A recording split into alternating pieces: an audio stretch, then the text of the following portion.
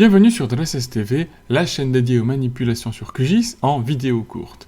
Dans cette vidéo, je vais vous montrer comment afficher des cercles proportionnels en valeur absolue et en camembert sur des figurés surfaciques. Alors les voici, c'est les pays du monde, et je vais aller chercher donc les données que je vais afficher.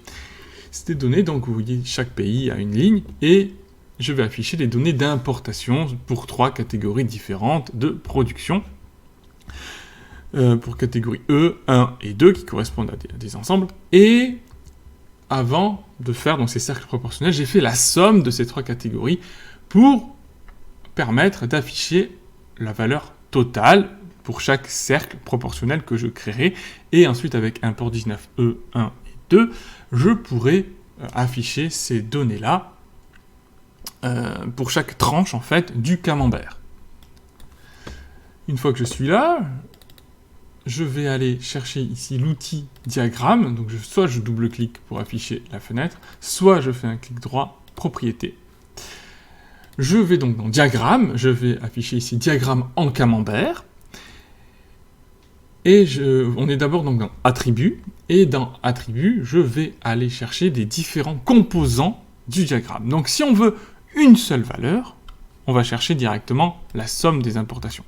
Mais moi, je veux afficher les 3 valeurs de manière distincte, donc je fais comme ceci. 1, 2 et 3. Ils ont les 3 la même couleur. Pour les changer, voilà, je peux faire du blanc, c'est pas top. Hop, un qui sera en noir, un autre qui sera ici avec ce rose-là. Voilà. Ensuite, c'est très important, il faut aller dans la taille. Et pour afficher une taille variable en fonction de l'attribut qui est, en fait, cette somme des importations, donc de ces 3 catégories-là, que je veux faire. Il faut aussi trouver cette valeur maximale, qui est ici immense.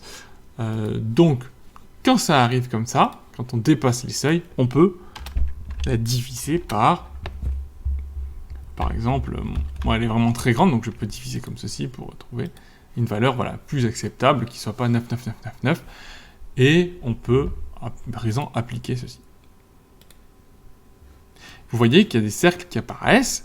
Après, on peut jouer avec la taille, et on peut essayer de reprendre plusieurs fois pour jouer avec cette taille-là, et avec à chaque fois des catégories qui sont différentes en fonction de ces tailles-là.